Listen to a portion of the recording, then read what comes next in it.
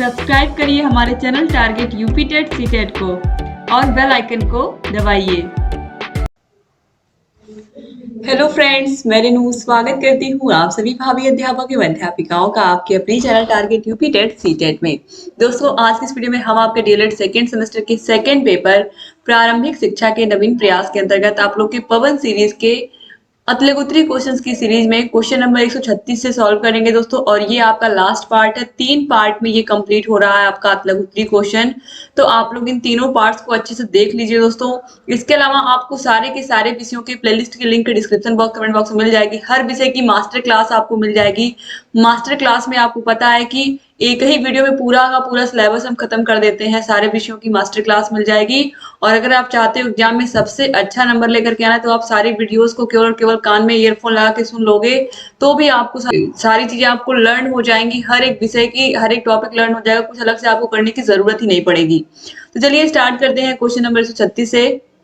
और सारे के सारे विषयों की लिंक आपको डिस्क्रिप्शन बॉक्स और कमेंट बॉक्स में मिल जाएगी। और अगर कहीं कोई भी समस्या आ रही है तो आप कमेंट करके हमसे पूछिए, हम आपको लिंक प्रोवाइड कर देंगे। ठीक है। क्वेश्चन नंबर 136 है, निम्न योजनाओं के पूरे नाम बताइए। तो देखिए, ओबी मतलब ऑपरेशन ब्लैक बोर्ड, तो ऑपरेशन ब्लैक बोर्ड। फिर देखिए एसओपीटी मतलब special orientation programme for teacher. DPEP तो पता ही है, डिस्ट्रिक्ट प्राइमरी एजुकेशन प्रोग्राम। इसके अलावा NPEGEL national programme of education for girls at elementary level. दोस्तों, ये बहुत बहुत महत्वपूर्ण है। जितने भी फुल फॉर्म है, मैंने आपको बताया कि ये प्रैक्टिकल में आपके वाइवा में पूछा जा सकता है, तो आप लोग उसके लिए रेडी रहिएगा। इन सबका फुल फॉर्म एग्जाम में भी आता है, तो आप सभी को ये लर्न होना ही चाहिए।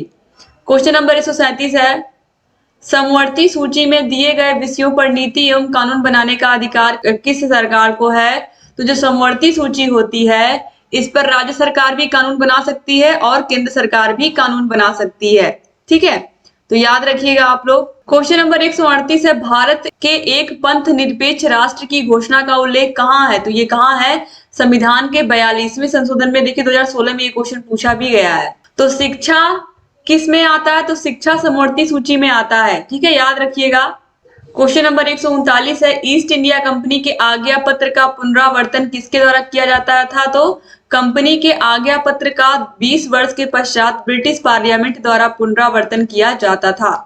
क्वेश्चन नंबर 140 है, मैकाले शिक्षा द्वारा भारत में किस प्रकार का वर्ग तैयार करना चाहता था। तो मैकाले ने अपने विवरण पत्र में लिखा था, हमें भारत में एक ऐसा वर्ग बनाना चाहिए जो रक्त और वर्ण में भारतीय हो किंतु रुचियों में, नैतिक आदर्शों और बुद्धि में बिल्कुल अंग्रेज हो।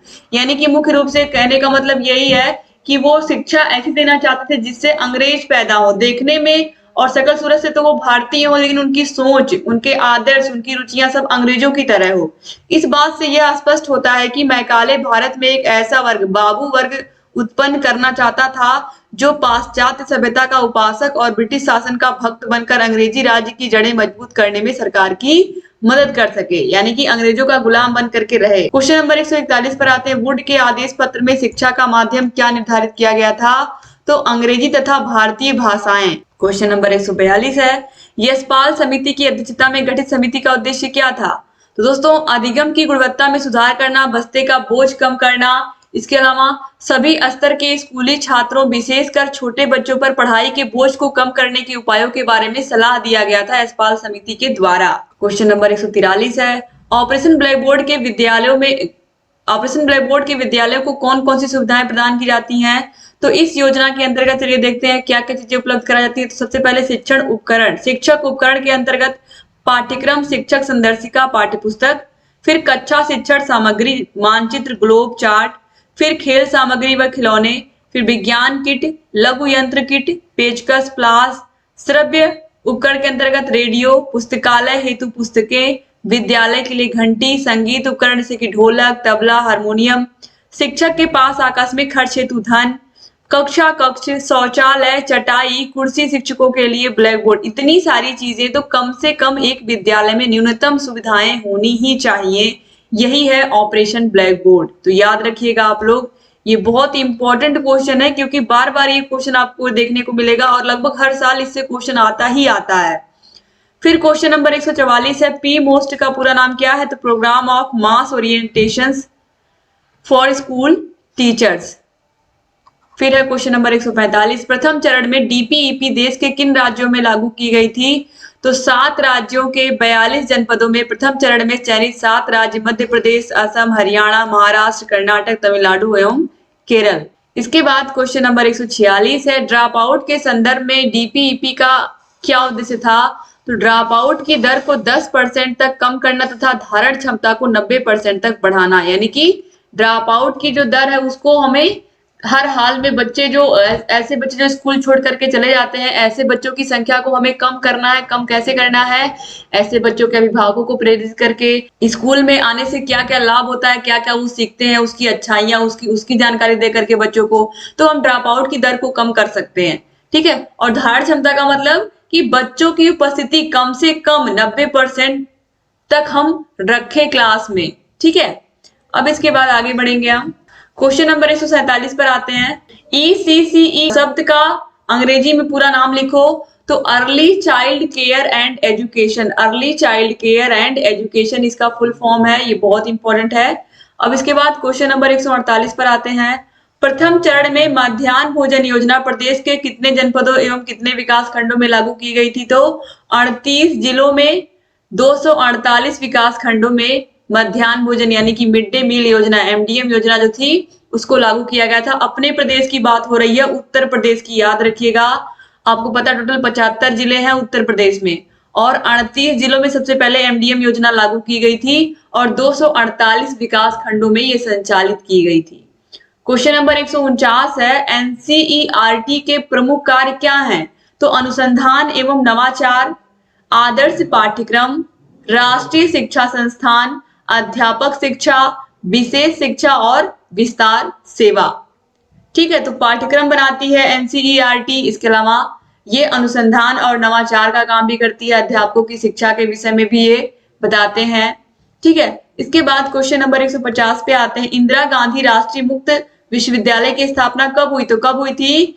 20 सितंबर 1985 में। और ये देखिए 2016 में ये क्वेश्चन भी पूछा गया है। तो इंदिरा गांधी मुक्त विश्वविद्यालय की स्थापना 20 सितंबर 1985 में की गई थी।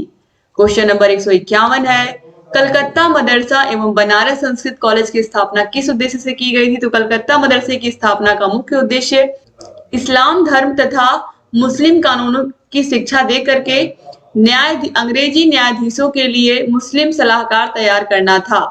तो कलकत्ता मदरसे की स्थापना का मुख्य उद्देश्य यही था कि इस्लाम धर्म तथा मुस्लिम कानूनों की शिक्षा दे करके उनको अंग्रेजी न्यायाधीशों के लिए मुस्लिम सलाहकार तैयार करना था।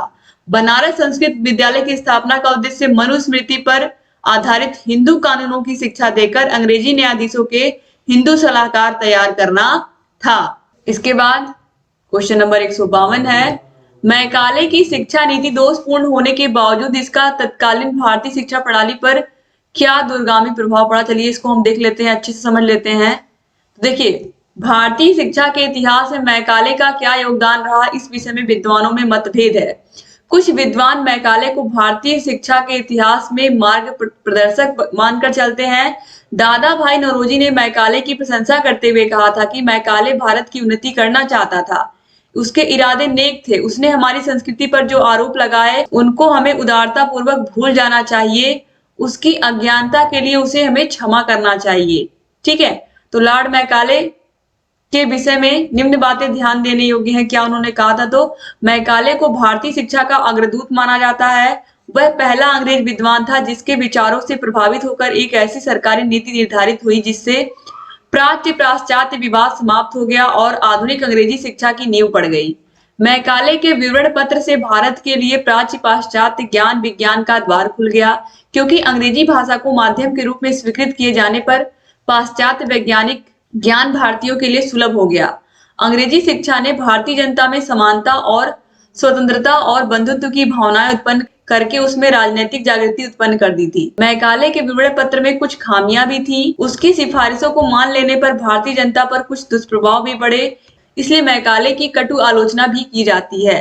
तो इस तरीके से दोस्तों जो मैकाले था, आपको पता है कि जो लॉर्ड मैकाले था उसकी जो नीति थी, आपको पता उसने क्या कहा था कि जो यूरोपीय पुस्तकालय की एक अलमारी में जितना भी पूरा भारतीय इतिहास है या भारतीय संस्कृति है या भारत के वेद पुराण है, जितनी भी चीजें हैं, जितनी भी पुस्तकें हैं, और जो अरब का साहित्य है सब यूरोपीय पुस्तकालय की एक अलमारी में समा सकते हैं। तो आप सोच सकते हो कि किस तरीके की सोच थी कि जो भी है हम ही सब कुछ कर सकते हैं। तो इसलिए इनकी आलोचना भी हुई थी इन बातों को लेकर के, लेकिन किसी किसी ने इनकी प्रशंसा भी की है। और किसी ने क्या कहा, देखिए जैसे कि दादा भाई नौरोजी ने क्या कहा है कि मैकाले क्या था, मैकाले जो है भारत की उन्नति करना चाहता था, इन्होंने कहा है, ठीक है। और मैकाले को क्या कहा जाता है कि भारतीय शिक्षा का अग्रदूत भी माना जाता है इसको। अब इसके बाद आगे बढ़ेंगे, क्वेश्चन नंबर 153 है, पूर्व प्राथमिक शिक्षा परियोजना के अंतर्गत शिशुओं के सर्वांगीण विकास हेतु कौन कौन सी योजनाएं चलाई जा रही हैं। तो इस स्तर के शिशुओं को पढ़ाना, लिखना और गिनती ही केवल न सिखाकर उनके सर्वांगीण विकास हेतु खेल, कहानी, गीत तथा अन्य रोचक क्रियाओं का आयोजन किया जाता है, ठीक है। पूर्व प्राथमिक शिक्षा के अंतर्गत बच्चों को केवल पढ़ना, लिखाना और गिनती नहीं सिखाना है, बल्कि बच्चों को कहानी, खेल, गीत और अन्य रोचक क्रियाओं के माध्यम से उनको अच्छे से पढ़ाना है, जिससे उनका सर्वांगीण विकास हो सके। क्वेश्चन नंबर 154 पे आते हैं, सर्व शिक्षा अभियान के सफल क्रियान्वयन हेतु सरकार द्वारा कौन कौन सी योजनाएं चलाई जा रही हैं। तो सर्व शिक्षा अभियान को संचालित किए जाने के निम्नलिखित उद्देश्य हैं, सन 2003 तक प्राथमिक विद्यालयों, शिक्षा गारंटी केंद्रों, वैकल्पिक और विद्यालय शिविरों में सभी बच्चों का प्रवेश कराना, सन 2007 तक सभी बच्चे कक्षा 5 तक की प्राथमिक शिक्षा पूरी कर लें। इसके अलावा सन 2010 तक सभी बच्चे 8वीं तक की शिक्षा पूरी कर लें। जीवन के लिए शिक्षा पर बल देते हुए संतोषप्रद गुणात्मक प्रारंभिक शिक्षा पर ध्यान केंद्रित करना। 2010 तक विद्यालयों में शिक्षार्थियों की सार्वभौमिक नियमित उपस्थिति सुनिश्चित करना। तो यही उद्देश्य था। अब देखिए इसके बाद सर्व शिक्षा अभियान के अंतर्गत कौन कौन सी योजनाएं चलाई जा रही है। तो आप देख सकते हो कि किस तरीके से लगातार बच्चों की शिक्षा पर ध्यान दिया जा रहा सरकारों की तरफ से। अब है क्वेश्चन नंबर 155, कस्तूरबा गांधी आवासीय बालिका विद्यालयों की मॉनिटरिंग का क्या प्रावधान है। तो दोस्तों जो कस्तूरबा गांधी आवासीय बालिका विद्यालय होते हैं, इनकी नियमित मॉनिटरिंग जनपद स्तर पर डाइट के प्राचार्य की अध्यक्षता में गठित जिला शिक्षा समिति द्वारा की जाती है। ये बहुत इंपॉर्टेंट क्वेश्चन है कि जो कस्तूरबा गांधी आवासीय बालिका विद्यालय होते हैं, इनकी मॉनिटरिंग कैसे होती है। तो इनकी मॉनिटरिंग डाइट की जो प्राचार्य होते हैं, हर जिले में डाइट होता है, डाइट के प्राचार्य की अध्यक्षता में एक गठित समिति होती है जिसे हम जिला शिक्षा समिति कहते हैं, और इसी के द्वारा इन स्कूलों की मॉनिटरिंग होती है, बराबर इनका निरीक्षण होता है, बराबर जो पढ़ाई की क्वालिटी है उसको जांचा जाता है। इसके बाद क्वेश्चन नंबर 156 पर आते हैं, भारत में निःशुल्क तथा अनिवार्य शिक्षा की उन्नति के मार्ग में प्रमुख कठिनाई क्या है। तो निःशुल्क तथा अनिवार्य शिक्षा में अग्रलिखित कठिनाइयां हैं। पहला है शासन की कमजोर नीति, दूसरा है राजनीतिक कठिनाइयां, तीसरा है प्राइमरी स्कूलों के प्रबंध तंत्र में एक रूपीय नीति का अभाव, ग्रामीण व शहरी क्षेत्रों में विकास की विभिन्नता, शिक्षकों का अभाव, अपव्यय व अवरोधन, आंकड़ों में भिन्नता, भौगोलिक कठिनाइयां, शिक्षण का निम्न स्तर, दोषपूर्ण पाठ्यक्रम। तो ये सब क्या है, निःशुल्क और अनिवार्य शिक्षा जो सरकार देना चाह रही है उसके मार्ग में मुझे तो लगता है सबसे पहला जो कारण है वो है दोस्तों शिक्षकों का अभाव। अगर हमारे पास सेना ही नहीं रहेगी तो हम युद्ध कैसे लड़ेंगे, अगर हमारे पास शिक्षक ही नहीं रहेंगे तो हम पढ़ाएंगे कैसे बच्चों को। तो शिक्षकों का अभाव सबसे पहले होना चाहिए था। दूसरी चीज अपव्यय और अवरोधन। दोस्तों हमें जब जब वही बच्चा जब प्राइमरी में जाता है तो माता पिता बिल्कुल ध्यान नहीं देते हैं उस बच्चे के ऊपर कि बच्चा स्कूल जा रहा है नहीं जा रहा। जब वही बच्चा जब उसको प्राइवेट में भेजते हैं तो उस बच्चे को बराबर टिफिन दे करके सुबह उसको तैयार करके ड्रेस पहना के भेजेंगे, फिर उसको आएगा तो उसका होमवर्क भी बैठ के पूरा करवाएंगे, उसको पूरा ध्यान देंगे। लेकिन अगर वही बच्चा प्राइवेट में जा रहा है तो स्कूल जा रहा है नहीं जा रहा है उससे कोई मतलब नहीं है, और इसका जो परिणाम होता है वो शिक्षकों को भुगतना पड़ता है, क्योंकि अगर बच्चा रेगुलर स्कूल आएगा नहीं तो वो सीख नहीं पाता है। और इसीलिए अपव्यय और अवरोधन को भी पर भी ध्यान देना बहुत जरूरी है, ठीक है। ये दो चीजें शिक्षकों की कमी को कैसे दूर किया जाए कि शिक्षकों का अभाव अगर ना रहे और बच्चे बीच बीच में गायब ना हो स्कूल से। लगातार कुछ बच्चे जैसे जब सीजन आता है धान गेहूं का तो बच्चे स्कूल से गायब हो जाते हैं, यानी कि बच्चे बहुत कम आते हैं क्योंकि वो अपने माता पिता के साथ वो भी खेतों में जाते हैं काम करने। तो इस तरीके से ये दो जो है ये बहुत महत्वपूर्ण कारण है। तीसरा है शासन की कमजोर नीतियां। शासन के द्वारा क्या कमजोर नीतियां हैं, अगर बराबर सही समय पर अगर हर साल 12,000 टीचर रिटायर हो रहे हैं और आप वैकेंसी बिल्कुल नहीं कर रहे हो तो क्या होगा, उससे बच्चों की शिक्षा पर प्रभाव पड़ेगा। तो ये शासन की कमजोर नीतियों के अंतर्गत ही आएगा, ठीक है। इस तरीके से बहुत सारी चीजें हैं। अब प्राइमरी स्कूलों के प्रबंध तंत्र में एक रूपीय नीति का अभाव, यानी कि स्कूलों में ना तो चपरासी है बहुत सारी चीजें ऐसी हैं जिसकी जरूरत है स्कूलों में, वो है ही नहीं। देख रेख के लिए भी एक इंसान होना चाहिए वहां, ताकि स्कूल में कोई चीज चोरी ना हो। तो ये सब चीजें क्या है, ये सब चीजों का अभाव है और ये सब बहुत जरूरी है। और पाठ्यक्रम दोस्तों, पाठ्यक्रम में इतनी सारी चीजें थोप दी जा रही हैं, जो बच्चों का जो पाठ्यक्रम है वो कंप्लीट ही ना कर पाओ आप। आपको ये करना है, वो करना है, इस तरीके से पढ़ाना, उस तरीके से पढ़ाना है, ये किताब पढ़ानी है, वो किताब पढ़ानी है। तो कहीं ना कहीं दोस्तों जो पढ़ाई है वो अच्छी प्रकार से होने में इसकी वजह से भी बाधा उत्पन्न हो रही है। अब क्वेश्चन नंबर 157 पर चलते हैं। जिला प्राथमिक शिक्षा कार्यक्रम की रणनीतियों के विषय में संक्षेप में लिखिए। तो जिला प्राथमिक शिक्षा कार्यक्रम यानी कि डीपीईपी की रणनीतियां क्या है? बालिका शिक्षा को विशेष महत्व देना, विद्यालय की प्रभावकारिता बढ़ाने पर बल, वैकल्पिक शिक्षा का सुदृढ़ीकरण, सामुदायिक सहयोग तथा समानता पर बल, अध्यापक दक्षता में वृद्धि। ठीक है, यही इसके क्या है, प्रमुख कार्य हैं। क्वेश्चन नंबर 158 है, संपूर्ण साक्षरता अभियान की किन्हीं 3 विशेषताओं का उल्लेख करिए। तो इस अभियान के सफलता पूर्णतः जनता की अभिप्रेरणा एवं सामुदायिक सहयोग पर आधारित है। संपूर्ण साक्षरता अभियान लक्ष्योन्मुखी है, केवल नामांकन वृद्धि करना इसका उद्देश्य नहीं है, बल्कि बच्चों को साक्षर बनाना, बच्चों को एक अच्छा नागरिक बनाना, ये भी इसका उद्देश्य है। इसके बाद देखिए, यह परियोजना विशिष्ट क्षेत्रों में समयबद्ध एवं शैक्षिक संस्थाओं, व्यक्तियों के आपसी सहयोग से परिणामोन्मुखी है, यानी कि परिणाम भी दे रही है। संपूर्ण साक्षरता अभियान को संचालित करने के लिए जिला स्तर पर पंजीकृत समितियों को अनुमति प्रदान की गई है। इस कार्यक्रम में बाह्य लक्ष्यों को सम्मिलित नहीं किया जाता है, अभी तो लक्ष्यों को सम्मिलित नहीं किया जाता है। लक्ष्यों की पूर्ति हेतु स्थानीय स्तर पर सर्वे करा करके संपन्न कराया जाता है। क्वेश्चन नंबर 159 पर जाते हैं। न्यूनतम अधिगम स्तर से आप क्या समझते हैं? दोस्तों ये देखिए 2017 और 2021 दोनों में पूछा गया है। तो इसका मतलब क्या है? इसका मतलब ये है कि अगर बच्चा कक्षा 1 में पढ़ रहा है तो कक्षा 1 का मानक आपने कुछ डिसाइड कर दिया है कि कक्षा 1 का बच्चा है तो उसको कम से कम क से लेकर के आ से लेकर के यहाँ पर ज्ञ तक उसको आता होगा। हिंदी की बात करें तो वो कम से कम वर्णमाला के सारे अक्षरों को पहचानता होगा और आ से लेकर ज्ञ तक वो लिख लेता होगा। इसी प्रकार से अगर इंग्लिश की बात करें तो उसको ABCD आता हो, जेड तक वो लिख लेता हो कैपिटल लेटर में। अगर हम गिनती की बात करें तो कम से कम 1 से लेकर के अगर 50 तक भी गिनती आ रही है बच्चे को तो भी बहुत है, क्योंकि बच्चा बिल्कुल नया नया स्कूल में आया है। तो कम से कम अगर किसी बच्चे को इतना आ रहा है, कक्षा 1 के बच्चे को हम अपने मानक के अनुसार अगर हम इतना आ रहा है तो यही हो गया उसका न्यूनतम अधिगम स्तर, यानी कि कम से कम जितने भी बच्चे हैं क्लास में इतना तो उनको आना ही चाहिए। अगर किसी बच्चे को 1 से 100 तक गिनती आती तो और अच्छी बात है, किसी बच्चे को 1 से 10 तक पढ़ा आता है कक्षा 1 की तो और अच्छी बात है, लेकिन कम से कम 1 से 50 तक गिनती आ से लेकर के ज्ञ तक, इसके अलावा A to Z बच्चे को आना चाहिए। ये हो गया न्यूनतम अधिगम स्तर, यानी कि लगभग सभी बच्चों को इतना तो आना ही चाहिए। अब इसके बाद देखिए इसमें क्या बताया गया, चलिए देख लेते हैं। तो न्यूनतम यानी कि न्यूनतम शब्द का अभिप्राय कौशलता के उस अंश से है जो किसी निश्चित कक्षा के विद्यार्थियों द्वारा निश्चित समय में अर्जित किया जाता है। अधिगम, अधिगम शब्द का अर्थ है सीखना, अर्थात बालक के व्यवहार से ऐसे परिवर्तन जिससे वह स्वयं को समाज में समायोजित कर सके। स्तर शब्द का अभिप्राय उस स्थिति से है जिसमें निश्चित समय में उपलब्धि प्राप्त करना है। तो न्यूनतम अधिगम स्तर का मतलब क्या हुआ? न्यूनतम अधिगम स्तर एक ऐसी प्रक्रिया है जिसमें यह निर्धारित किया जाता है कि बच्चे को अमुक या किसी निश्चित स्तर पर कम से कम कितना सीखना चाहिए। वही मैंने आपको समझाया कि कम से कम बच्चे को कितना आना चाहिए, वही होता है न्यूनतम अधिगम स्तर। यानी कम से कम उस क्लास में जितने भी बच्चे हैं उतना तो लगभग सबको आना ही चाहिए। अगर उससे ज्यादा किसी बच्चे को आता तो और अच्छी बात है, लेकिन उतना कम से कम आना ही चाहिए। क्वेश्चन नंबर 160 पे जाते हैं। महिला समाख्या कार्यक्रम क्या है?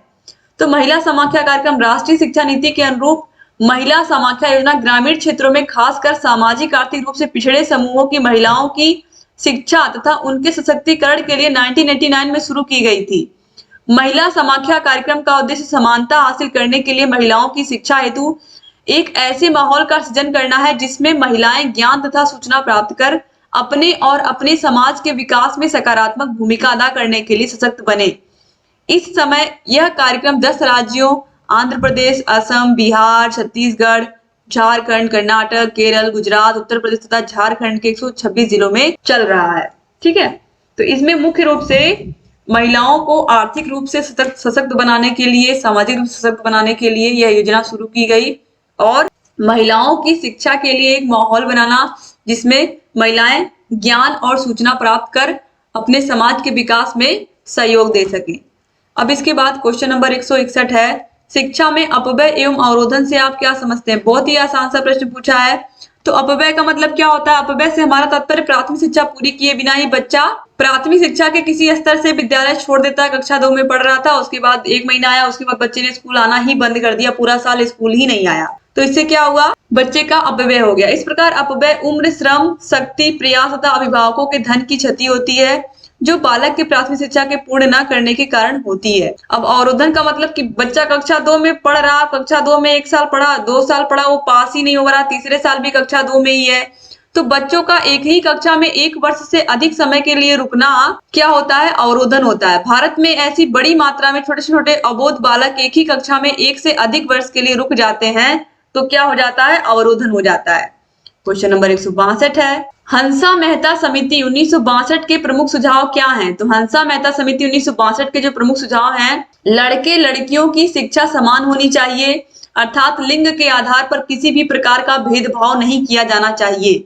याद रखिएगा 2017 में ये क्वेश्चन पूछा गया है। क्वेश्चन नंबर 163 है, जिला प्राथमिक शिक्षा कार्यक्रम डीपीईपी के 2 कार्य क्या हैं?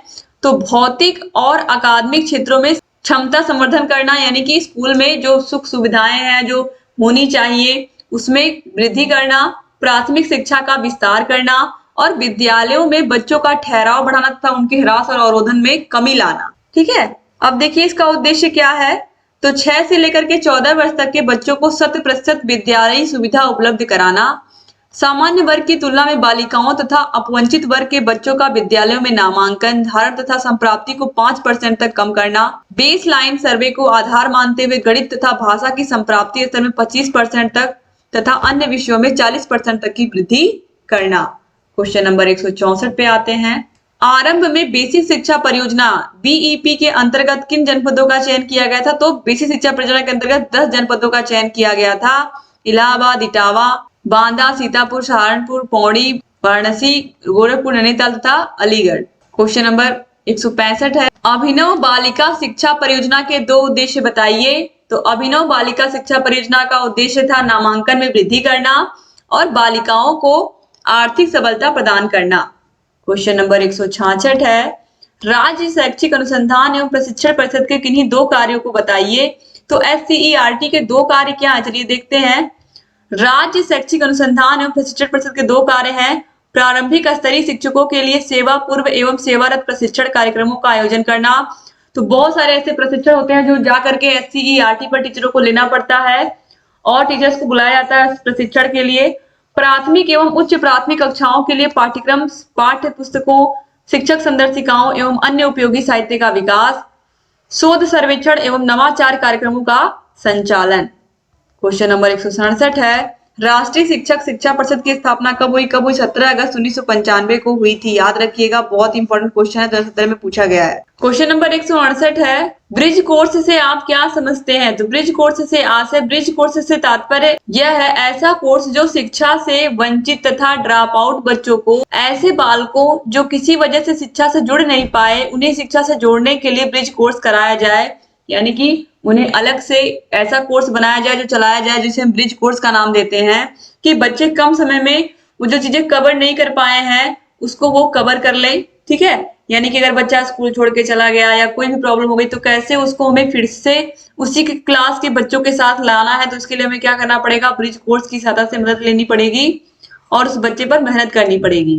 क्वेश्चन नंबर 169 है, स्कूल रेडीनेस कार्यक्रम की विशेषताएं बताइए। तो स्कूल रेडीनेस कार्यक्रम उन लोगों के लिए बनाया गया है जो कक्षा 1 में सीधे प्रवेश करते हैं।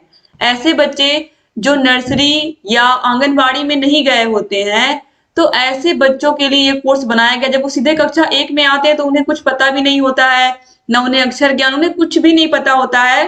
तो ऐसे बच्चों के लिए क्या करते हैं, कक्षा 1 के पहले पूर्व प्राथमिक शिक्षा का उन्हें किसी प्रकार का अनुभव प्राप्त नहीं होता है, तो बालकों को प्रारंभिक 6 सप्ताह से लेकर के 2 माह, यानी कि 6 सप्ताह से लेकर के 8 सप्ताह तक बालकों को पूर्व प्राथमिक शिक्षा के अनुभव प्रदान किए जाते हैं और इन्हें विद्यालय के लिए तैयार किया जाता है। क्वेश्चन नंबर 170 है, मैकाले के निस्यंदन सिद्धांत से आप क्या समझते हैं? तो इस सिद्धांत के अनुसार शिक्षा की व्यवस्था केवल उच्च वर्ग के व्यक्तियों के लिए की जाए, जहां से वह स्वतः धीरे धीरे छन करके निम्न वर्ग तक पहुंच जाएगी।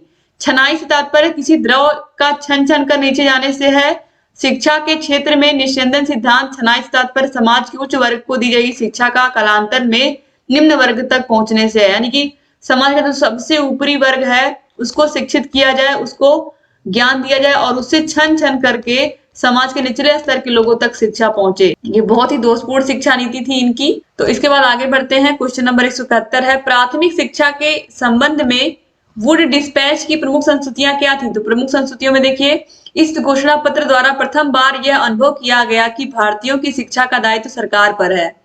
शिक्षा में छनाई के सिद्धांत को अस्वीकार कर दिया गया और जन शिक्षा के प्रसार पर बल दिया गया, यानी कि जो मैकाले ने बनाया था उसको अस्वीकार कर दिया गया कि खाली जो उच्च वर्ग के लोग हैं उन्हीं को शिक्षा दी जाए। शिक्षा प्राप्ति के लिए निर्धन छात्रों को छात्रवृत्तियां देने की सिफारिश की गई। क्वेश्चन नंबर 172 है, जिला शिक्षा एवं प्रशिक्षण संस्थानों की स्थापना किस शिक्षा आयोग की संस्तुति पर हुई थी? तो आपको पता ही है कि नई राष्ट्रीय शिक्षा नीति 1986 के द्वारा निर्धारित रणनीति के अंतर्गत अक्टूबर 1987 में प्रत्येक जिला स्तर पर जिला शिक्षा एवं प्रशिक्षण संस्थानों की स्थापना का कार्य प्रारंभ हुआ। इसके बाद क्वेश्चन नंबर 173 है, संविधान के अनुच्छेद 21 ए के भाग 3 के अंतर्गत मूल अधिकार में निहित है। क्या निहित है? तो संविधान अनुच्छेद 21 ए के भाग 3 के अंतर्गत मूल अधिकार में निम्न बातें लिखी गई हैं कि राज्य को 6 से लेकर के 14 वर्ष तक के सभी बच्चों को निःशुल्क तथा अनिवार्य शिक्षा उपलब्ध करानी ही होगी। ठीक है, और यही है अनुच्छेद 21 है और यही क्या है? शिक्षा का मूल अधिकार या मौलिक अधिकार। क्वेश्चन नंबर 174 है, बाल शिक्षा अधिकार नियम के अंतर्गत क्या निजी ट्यूशन की छूट प्राप्त है? तो बिल्कुल नहीं, याद रखिएगा।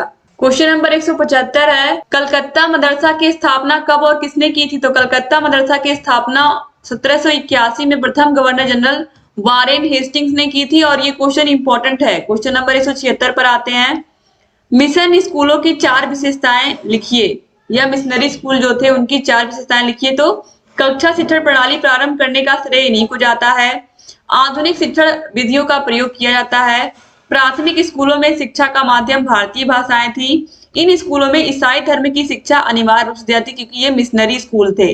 इसके बाद क्वेश्चन नंबर 177 है, शिक्षा में छनाई का सिद्धांत से आशय क्या है? तो शिक्षा के क्षेत्र में निस्यंदन सिद्धांत या छनाई से तात्पर्य समाज के उच्च वर्ग को दी जाने वाली शिक्षा से है और जो समाज को उच्च वर्ग को दी जाने वाली शिक्षा कालांतर में निम्न वर्ग तक पहुंचे, यही थी छनाई का सिद्धांत। क्वेश्चन नंबर 178 है, लॉर्ड कर्जन की शैक्षिक नीतियों में शिमला शिक्षा सम्मेलन 1901 बताइए। तो दोस्तों लॉर्ड कर्जन की शैक्षिक नीतियों में देखिए, शिमला शिक्षा सम्मेलन 1901 में लॉर्ड कर्जन ने शिमला में एक गुप्त शिक्षा सम्मेलन बुलाया।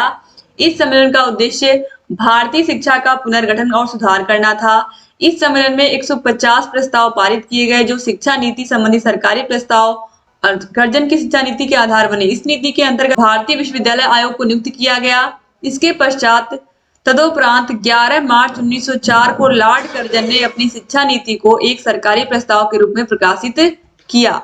क्वेश्चन नंबर 179 है, राष्ट्रीय शिक्षा नीति 1992 में राष्ट्रीय शिक्षा व्यवस्था के विषय में क्या कहा गया? दोस्तों संपूर्ण भारत में शैक्षिक संरचना का एक समान ढांचा होना चाहिए। यह शैक्षिक संरचना 10+2+3 के आधार पर होना चाहिए, यानी कि हाई स्कूल, इंटरमीडिएट और ग्रेजुएशन के आधार पर होना चाहिए और इसे सभी राज्य अपने अपने यहाँ लागू कर दें। तो शिक्षा की राष्ट्रीय प्रणाली यानी कि राष्ट्रीय पाठ्यक्रम संरचना पर आधारित होनी चाहिए। क्वेश्चन नंबर 180 है, शिक्षा बिना बोझ के नामक शीर्षक किसके रिपोर्ट में प्रस्तुत की गई? तो यशपाल समिति की रिपोर्ट में प्रस्तुत की गई शिक्षा बिना बोझ के। याद रखिएगा, बोझ सब जहां भी आपको दिखेगा 1992 में यशपाल समिति जो बनाई गई थी वो शिक्षा के बोझ को कम करने के लिए ही बनाई गई थी। क्वेश्चन नंबर 181 है, NCFTE 2009 क्या है? तो शिक्षक शिक्षा हेतु राष्ट्रीय पाठचर्या की रूपरेखा 2009 शिक्षक शिक्षा हेतु एक नवीन दस्तावेज है। इसका मुख्य उद्देश्य योग्य, पेशेवर और मानवीय मूल्यों से युक्त शिक्षकों को तैयार करना है।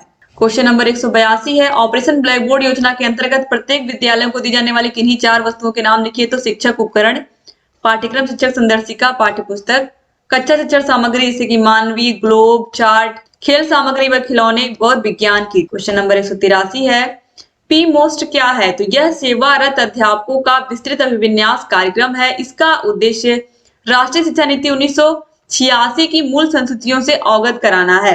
क्वेश्चन नंबर 184 है, एसओपीटी का पूरा नाम क्या है? तो प्राथमिक शिक्षकों का विशेष अनुस्थापन कार्यक्रम, special orientation for primary teachers.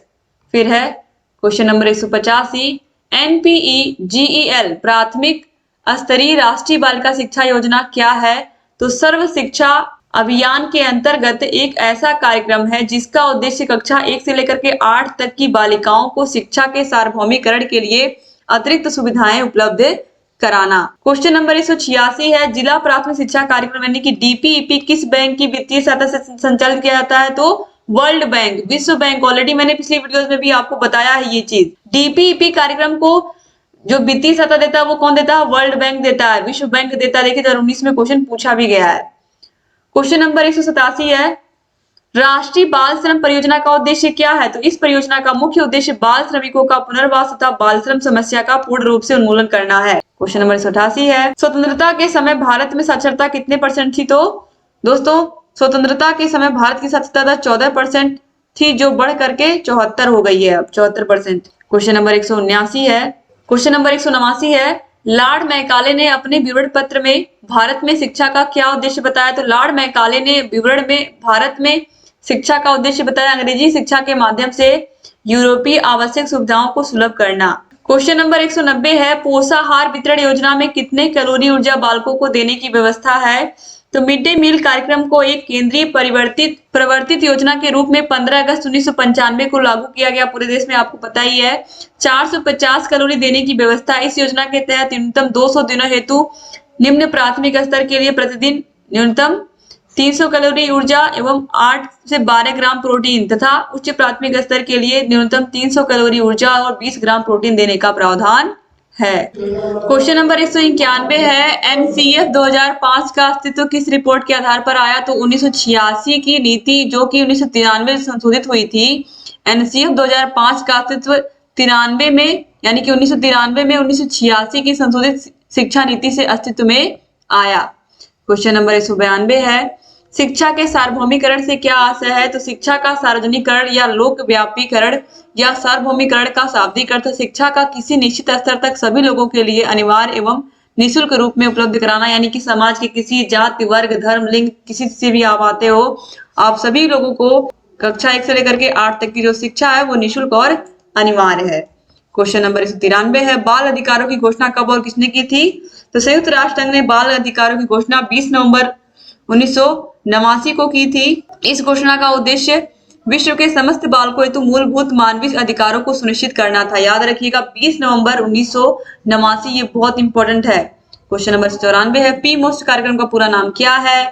तो programme of mass orientation for school teachers. ठीक है, इसके बाद देखिए क्वेश्चन नंबर 195 है, समूह साक्षरता अभियान का प्रेरक वाक्य क्या है? तो एक पढ़ाए एक, और ये 2 बार पूछा जा चुका है एग्जाम में। एनसीईआरटी का प्रमुख कार्य क्या है? तो एनसीईआरटी के प्रमुख कार्य में अनुसंधान और नवाचार सबसे पहले आता है, फिर आदर्श पाठ्यक्रम बनाना, राष्ट्रीय शिक्षा संस्थान, अध्यापक शिक्षा, विशेष शिक्षा का विस्तार और सेवा विभाग, इसके अलावा विज्ञान किट। क्वेश्चन नंबर 197 है, डीपीईपी का प्रारंभ किस योजना के आधार पर किया गया? तो संशोधित राष्ट्रीय शिक्षा नीति 1992 के अनुसरण में शिक्षा को सर्वसुलभ बनाने के लिए विश्व बैंक इसमें सहायता प्रदान करता है। क्वेश्चन नंबर 198 है, भारत में निःशुल्क एवं अनिवार्य शिक्षा की उन्नति में कठिनाई क्या है? दोस्तों सुविधाओं का सार्वभौमिकरण का अभाव, नामांकन की सार्वभौमिकता का अभाव, शिक्षा को बीच में छोड़ने की सार्वभौमिकता, यानी कि बच्चे स्कूल नहीं आते हैं, सुविधाएं नहीं है, बराबर स्कूल नहीं आते हैं, बच्चों के नामांकन में कमी हो जाती है। इसके अलावा सुविधाओं का स्कूलों में बहुत अभाव होता है, कुछ बच्चे स्कूल आते हैं फिर स्कूल आना बंद कर देते, तो ये सब क्या है? समस्या है। फिर है बीईपी क्या है? तो शैक्षिक शिक्षा परियोजना 5 अक्टूबर 1993 से प्रभावी है। यह परियोजना प्रदेश में विशेष शिक्षा की सुव्यवस्था हेतु संचालित की गई है। इस परियोजना के अंतर्गत विशेष शिक्षा के सार्वजनिकरण पर मुख्य रूप से महत्व दिया गया। सार्वजनिकरण के लक्ष्य की प्राप्ति हेतु विद्यालयों में बच्चों के नामांकन एवं ठहराव में वृद्धि करना तथा उन्हें गुणवत्तापूर्ण शिक्षा उपलब्ध कराना इसका उद्देश्य था। फिर है क्वेश्चन नंबर 200 यानी कि 200, पी मोस्ट कार्यक्रम का मुख्य उद्देश्य क्या है? तो एनसीईआरटी नई दिल्ली द्वारा वर्ष 1986 से यह कार्यक्रम प्रारंभ किया गया।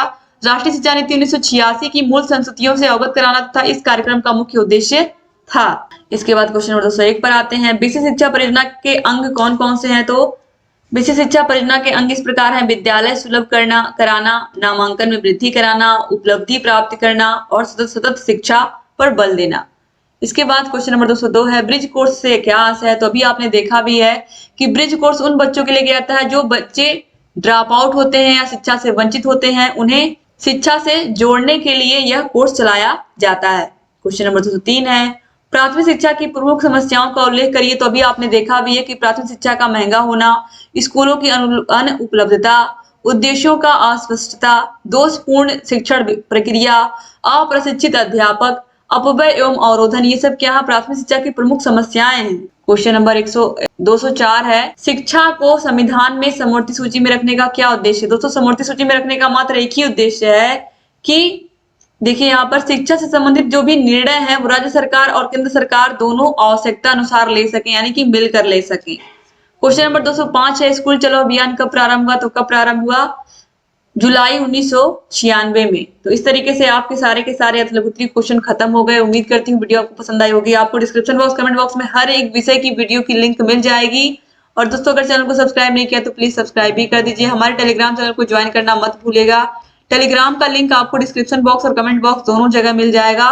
और जहां कहीं कोई भी समस्या आ रही है हमसे बताते रहिए, और आपके रेगुलर वीडियोस हम लेकर के आते रहेंगे और आपकी तैयारी को ऐसे अच्छा बनाते रहेंगे। जय हिंद दोस्तों।